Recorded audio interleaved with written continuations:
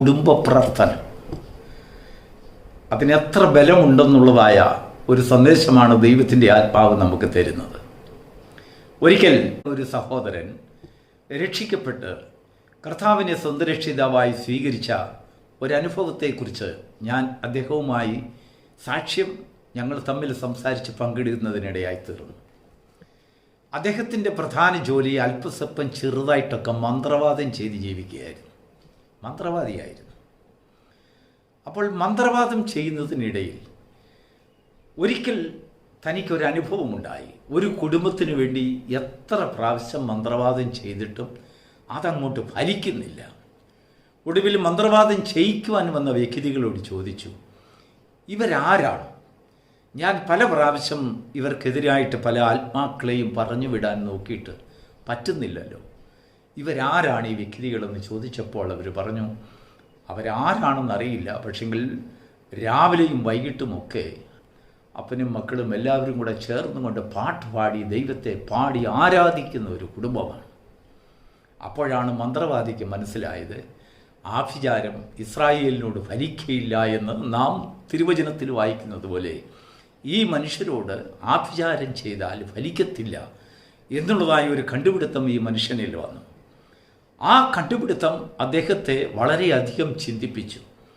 ആഭിചാരം ഏൽക്കാത്തതായ ഒരു കൂട്ടം മനുഷ്യർ ലോകത്തിലുണ്ടോ?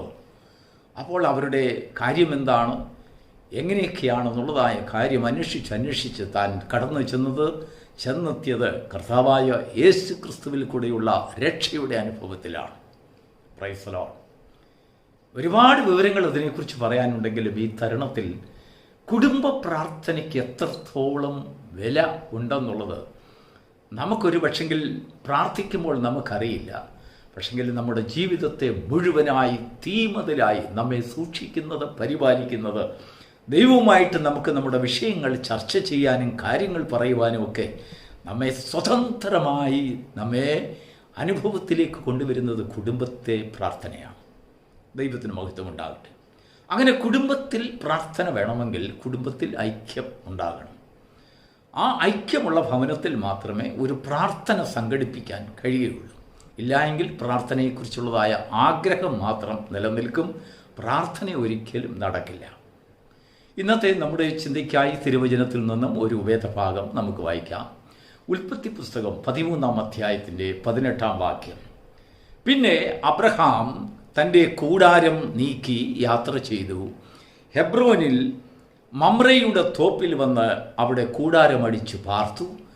അതിനുശേഷം അടുത്ത സെൻറ്റൻസ് എഴുതിയിരിക്കുന്നത്, അവിടെ അബ്രഹാം യഹോവയ്ക്ക് ഒരു യാഗപീഠം പണിതു. ദൈവത്തിന് സ്തോത്രം. അബ്രഹാമിൻ്റെയും ചരിത്രം നാം പഠിച്ചു നോക്കുമ്പോൾ അദ്ദേഹത്തിന് നിർബന്ധമായ അതിനു മുമ്പുള്ളതായ അധ്യായങ്ങളിലും ചരിത്രങ്ങളിലുമെല്ലാം എവിടെ പോയിരുന്നാലും കൂടാരം അടിക്കുന്നതിനോടൊപ്പം ഒരു യാഗപീഠം താൻ അവിടെ പണിയും. നമുക്ക് അതിശയം തോന്നും, ഏതെന്താണ് താൻ പോകുന്നിടത്തൊക്കെ ഈ യാഗപീഠം പണിയുന്നത്. എവിടെയെങ്കിലും പൊതുവായി പോകാനും വരാനും സൗകര്യമുള്ള ഒരിടത്ത് ഒരു സെൻട്രൽ സ്ഥാനത്ത് ഒരു യാഗപീഠം പണിത് എല്ലാ ദിവസവും അവിടേക്ക് യാത്ര ചെയ്ത് വന്നാൽ മതിയല്ലോ. നമ്മൾ അങ്ങനെയാണ് ചെയ്യുന്നത്. അങ്ങനെ ഒരു ആരാധന സ്ഥലമുണ്ടെങ്കിൽ നാം പ്രത്യേകമായിട്ട് വലിയ യാഗപീഠങ്ങളും പ്രാർത്ഥനാ സ്ഥലങ്ങളും അല്ലെങ്കിൽ പ്രാർത്ഥനയും ഒന്നും നമ്മുടെ ഭവനത്തിലോ ചുറ്റുപാടുകളിലൊന്നും സാധാരണ സംഘടിപ്പിക്കാറില്ല. നാം അവിടേക്ക് യാത്ര ചെയ്തു പോകും. എന്നാൽ ആ അനുഭവത്തെക്കാൾ വ്യത്യസ്തമായി ദൈവത്തിൻ്റെ ആത്മാവ് നമുക്ക് ചില കാര്യങ്ങൾ പറഞ്ഞു തരികയാണ്.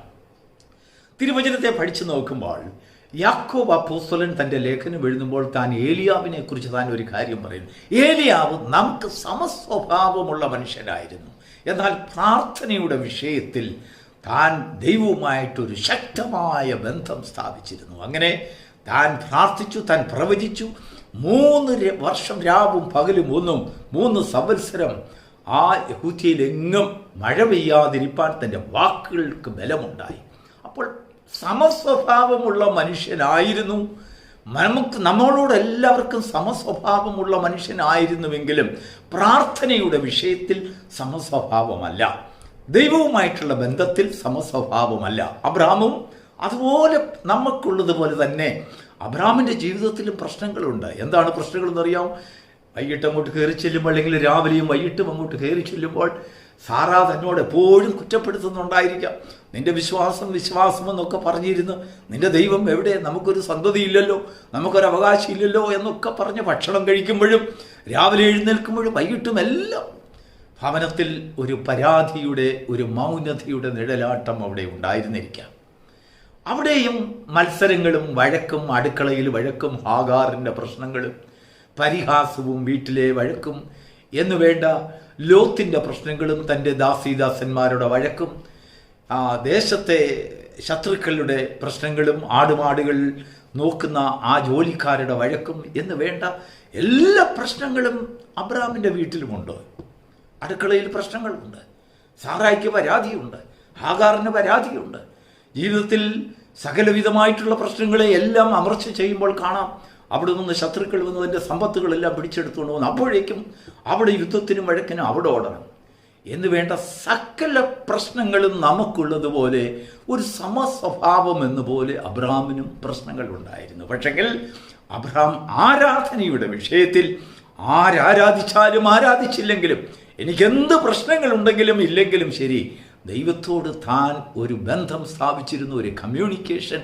തൻ്റെ ബന്ധത്തിന്, തൻ്റെ ഭവനത്തോട് ചേർന്ന് യാഗപീഠം പണിയും, കുടുംബ പ്രാർത്ഥനയെ കാണിക്കുക. ദൈവത്തിന് സ്തോത്രം.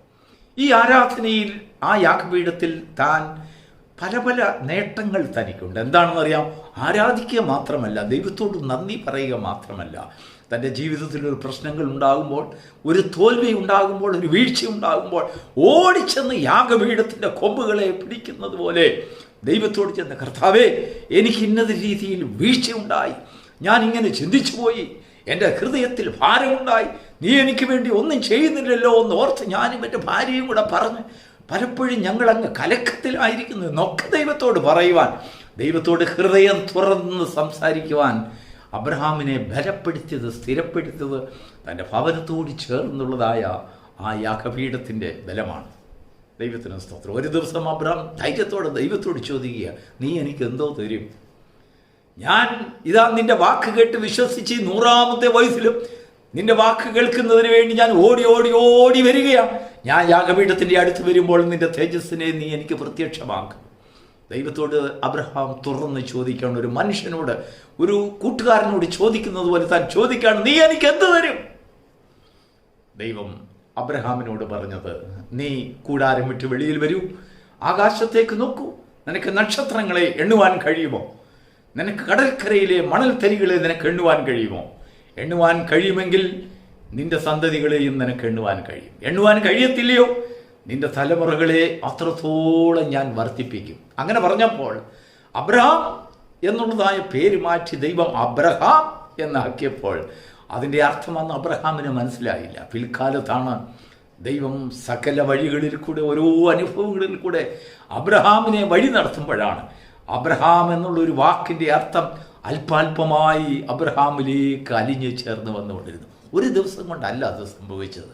അനുഭവങ്ങളുടെ താഴ്വരയിൽ കൂടെ അബ്രഹാമിനെ ദൈവം വഴി നടത്തിക്കൊണ്ടുപോയി. എന്നാൽ അബ്രഹാമിനുണ്ടായിരുന്ന ഒരു സ്വഭാവം, താൻ എവിടെ പാർക്കുന്നു അവിടെ ഒരു യാഗപീഠം. പ്രിയപ്പെട്ട ദൈവത്തിൻ്റെ മക്കളെ, അബ്രഹാമിനെ പോലെ നിങ്ങളുടെ ഭവനത്തിൻ്റെ അടുത്തൊരു യാഗപീഠം ഉണ്ടാക്കുവാനല്ല ദൈവത്തിൻ്റെ ആത്മാവ് പറയുന്നത്. എന്നാൽ യാഗപീഠത്തിൻ്റെ അർത്ഥം, അനുഭവം നമ്മുടെ ജീവിതത്തിലേക്ക് കടന്നു വരുമ്പോൾ, നമുക്ക് പ്രശ്നങ്ങൾ ഉള്ളപ്പോൾ, നമ്മുടെ ജോലിക്കാർ തമ്മിലൊരു പ്രശ്നമുള്ളപ്പോൾ, അടുക്കളയിൽ ഒരു പ്രശ്നമുള്ളപ്പോൾ, ഒരു ആകാറിൻ്റെ പ്രശ്നമുള്ളപ്പോൾ, ഒരു പരിഹാസിയുടെ പ്രശ്നമുള്ളപ്പോൾ, അതിനെതിരായിട്ട് എന്ത് ചെയ്യണം, അതിനെന്താണ് പ്രതിവിധി എന്ന് നീ തന്നെ ഒരു തീരുമാനമെടുക്കാതെ എന്ത് തീരുമാനമെടുക്കണമെന്ന് ദൈവത്തോട് ചോദിക്കുവാൻ മൈലുകൾക്കപ്പുറം പോവുകയല്ല, നിന്റെ ഭവനത്തോട് ചേർന്ന് തന്നെ ഒരു യാഗപീഠം, കുടുംബത്തിൽ ഒരു പ്രാർത്ഥനയുടെ അന്തരീക്ഷം. സാറായോട് പറഞ്ഞ് നമുക്ക് ദൈവത്തോട് ചോദിക്കാം. ദൂതന്മാർ പ്രത്യക്ഷപ്പെട്ട അബ്രഹാമിനോട് സംസാരിക്കുമ്പോൾ സാറ വാതിക്കൽ നിന്ന് കേട്ടുകൊണ്ട്, എന്ന് പറഞ്ഞാൽ അത്രയ്ക്ക് അടുത്താണ് ദൂതന്മാർ പ്രത്യക്ഷപ്പെട്ടത്. കൂടാരത്തിനോട് ചേർന്നാണ് യാഗപീഠം ഉണ്ടായിരുന്നത്. ആ യാഗപീഠത്തെ അകലെ കൊണ്ടുപോകാൻ അബ്രഹാമിന് കഴിയില്ല. കാരണം തനിക്ക് ഓടി ഓടി വരണം.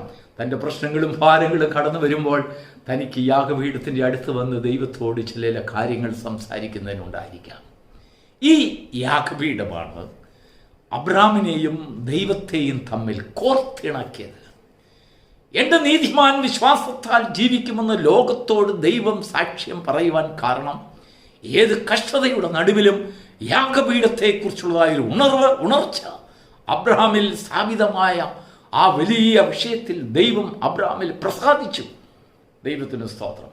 അവൻ്റെ വിശ്വാസത്തിൽ ദൈവം പ്രസാദിച്ചു.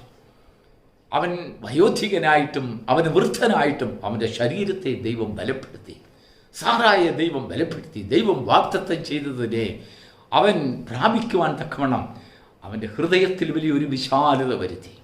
ദൈവത്തിന് സ്തോത്രം. നമുക്ക് ഭാരങ്ങൾ ധാരാളമുണ്ട്. അബ്രഹാമിനുള്ളതുപോലെ നമ്മുടെ ഭവനത്തിലും പ്രശ്നങ്ങളുണ്ട്, അടുക്കളയിൽ പ്രശ്നങ്ങളുണ്ട്.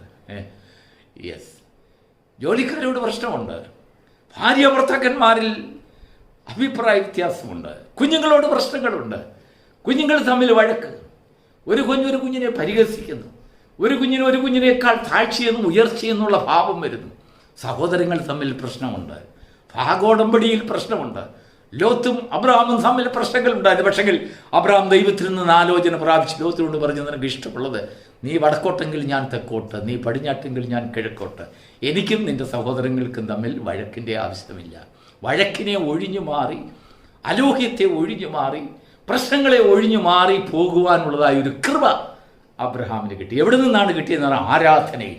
എന്നാൽ ദൂരെ മാറിപ്പോയ ലോത്ത് എവിടെയും യാഗപീഠം പണിതായിട്ട് കാണുന്നില്ല. ദൈവത്തിന് സ്തോത്രം. യാഗപീഠം ദൈവത്തെയും മനുഷ്യനെയും തമ്മിൽ ചേർത്ത് നിൽക്കുന്നു. യാഗപീഠം ദൈവത്തോട് സംസാരിക്കുവാനുള്ളതായ ഒരു അവസരങ്ങൾ ഉണ്ടാക്കുന്നു. അത് നമ്മുടെ വീടിനോട് ചേർന്നാണെങ്കിൽ നമുക്ക് കുറച്ചുകൂടെ സ്വാതന്ത്ര്യം. Praise the Lord. നാം ഇവിടെ നിന്ന് വേറൊരു ദേശത്തേക്ക് പോയി ആരാധിക്കുമ്പോൾ നമുക്ക് അത്രയും സ്വാതന്ത്ര്യം കാണത്തില്ല. എന്നാൽ നമ്മുടെ വീട്ടിലൊരു പള്ളി ഉണ്ടെങ്കിലോ, നമ്മുടെ വീട്ടിലൊരു ആരാധന സ്ഥലമുണ്ട്, നമ്മൾ ഒന്നുകൂടെ ശക്തിയോട് പാടും, സ്വാതന്ത്ര്യത്തോടെ ദൈവത്തോട് എന്ന് പറഞ്ഞതുപോലെയാണ് നമ്മുടെ ഭവനത്തിൽ ഉള്ളതായ പ്രാർത്ഥന. ദൈവത്തെ നമ്മുടെ യഥാർത്ഥ രൂപം കാണിച്ച് അവനോട് അപേക്ഷിക്കുവാനും അവനോട് ആലോചന ചോദിക്കുവാനുള്ളതായ അവസരങ്ങൾ നമ്മുടെ ജീവിതത്തിൽ സൃഷ്ടിക്കപ്പെടുന്നു. നമുക്ക് ഭാരങ്ങളുണ്ട്. പ്രവാചകന്മാർ നമ്മേക്കാൾ കൂടുതൽ അവർ അശരീരികളായിട്ടുള്ള മനുഷ്യരല്ല. അബ്രഹാമും ഏലിയാവും എലീശയും മോശയും ദാവീദും ഒക്കെ പ്രവാചകന്മാരെ ഓരോരുത്തരെയും നോക്കുമ്പോൾ അവർ നമുക്ക് സമസ്വഭാവമുള്ള മനുഷ്യരായിരുന്നു. എങ്കിലും അവർ ദൈവത്തോട് സംസാരിക്കുവാനും ദൈവത്തോടു കൂടെ നടക്കുവാനും തക്കവണ്ണം അവർ സൃഷ്ടിച്ചത്, അവർ പണിതതായ യാഗപീഠം അവരെ ഒന്നുകൂടെ ദൈവത്തോട് അടുക്കുമാറാക്കി. ഒരു നിർബന്ധ ബുദ്ധി അവരിൽ കൊണ്ടുവന്നു. ആരാധന, ദൈവത്തിന് നന്ദി കൊടുക്കണം, ദൈവത്തോട് ആലോചന ചോദിക്കണം. ഇങ്ങനെ ആരാധനയുടെ യാഗപീഠത്തിൻ്റെ ഭവനത്തോട് ചേർന്നുള്ളതായ ഒരു യാഗപീഠത്തിൻ്റെ ഒരു ദർശനം നമ്മുടെ ജീവിതത്തിൽ കടന്നു വരുമ്പോൾ ഇസ്രായേലിന് വിരോധമായി ഉയർന്നു വരുന്നതായ ആത്മീക ഇസ്രായേലിനെ കുറിച്ചാണ് പറയുന്നത്. ഒരാഭിചാരവും നിന്റെ ഭവനത്തോട് അടുത്ത് വരികയില്ല. ആഭിചാരികൾ കണ്ട് അതിശയിച്ചു പോവുകയാണ്, മന്ത്രവാദികൾ കണ്ട് അതിശയിച്ചു പോകുന്നു. ഇങ്ങനെ ഒരു ജനമുണ്ടോ? എത്ര മന്ത്രം ചൊല്ലിയിരുന്നാലും ആ ഭവനത്തിന് ചുറ്റും തീമതിലായി നിൽക്കുന്ന ഭവനത്തിന് ചുറ്റും ദൈവം കാവലായി നിൽക്കുന്ന ഒരു കാഴ്ച കണ്ട് മന്ത്രവാദികൾ പോലും ഭയപ്പെടുന്ന ഒരു കാഴ്ച. പ്രിയപ്പെട്ട ദൈവത്തിൻ്റെ പൈതലേ, ദൈവസന്നിധിയിൽ നാം നമ്മുടെ കുഞ്ഞുങ്ങളുമായി നമ്മുടെ പ്രശ്നങ്ങളെ പങ്കിടുമ്പോൾ, നമ്മുടെ കുടുംബമായി നാം ദൈവത്തിൻ്റെ സന്നിധിയിൽ അടുത്ത് ചെല്ലുമ്പോൾ, എത്ര വലിയ പ്രശ്നങ്ങളാണെങ്കിലും എത്ര വലിയ മഞ്ഞുകെട്ടാണെങ്കിലും അവിടെ ഉരുകും. അവിടെ ഉരുക്കുവാൻ ദൈവത്തിൻ്റെ ശക്തി ഇറങ്ങും. നമ്മുടെ ബലഹീനതകളെ കർത്താവ് ക്ഷമിക്കും. നമ്മുടെ ഭാരങ്ങളെ കർത്താവ് വഹിക്കും. നമ്മൾ സമസ്വഭാവമുള്ള മനുഷ്യരാണ്. ഇസ്രായേലിനെ നടത്തിയ പ്രവാചകന്മാരോടും രാജാക്കന്മാരോടും എല്ലാവരോടും, അല്ലെങ്കിൽ പഴയ നിയമ വിശുദ്ധന്മാരോടൊക്കെ നമ്മൾ സമസ്വഭാവമുള്ള മനുഷ്യരാണ്. എങ്കിലും ദൈവത്തിലുള്ളതായ ആരാധനയുടെ നിർബന്ധ ബുദ്ധി നമ്മളിലേക്ക് കടന്നു വരുമ്പോൾ നാം ദൈവവുമായിട്ട് ചേർന്ന് നടക്കുവാനുള്ള ഒരു അഭ്യസനം നമ്മുടെ ജീവിതത്തിലുണ്ടാകുന്നു. അങ്ങനെ ദൈവത്തോട് ചേർന്ന് നടക്കുന്നതായ അഭ്യസനം നമ്മുടെ ജീവിതത്തിലുണ്ടാകുമ്പോൾ ദൈവം നമ്മോട് സംസാരിക്കുന്നത് നമ്മുടെ വീട്ടിലുള്ളവരും കേൾക്കും. സാറ കേട്ടതുപോലെ, അബ്രഹാമിനോട് ദൂതന്മാർ സംസാരിച്ചത് സാറ കേട്ടതുപോലെ നമ്മോട് സംസാരിക്കുന്നത്, ദൈവം സംസാരിക്കുന്നത് അവരും കേൾക്കും. അവരും അതിന് സാക്ഷികളാകും. നമ്മൾ കൊണ്ടുവന്ന ഒരു സന്ദേശം കൊടുക്കുകയല്ല, അവരും കേൾക്കത്തക്ക രീതിയിൽ ദൈവത്തിൻ്റെ ശബ്ദത്തിൻ്റെ ധ്വനിയും മുഴങ്ങുന്നതിനിടയായിത്തരും. ആ ധ്വനി നമ്മുടെ ജീവിതത്തിൽ പ്രത്യാശയും സമാധാനവും കൊണ്ടുവരും. ഈ പ്രഭാതം ആരാധനയുടെ സൗന്ദര്യം, ആരാധനയുടെ ഗംഭീരത്വം, ആരാധനയുടെ മഹത്വം നിന്റെ ഭവനത്തിലേക്ക് ഇറങ്ങി വരുവാൻ, നിന്റെ കുഞ്ഞുങ്ങളിലേക്ക് ഇറങ്ങി വരുവാൻ ഈ വചനം നിന്നെ സഹായിക്കുമാറാകട്ടെ. God bless you.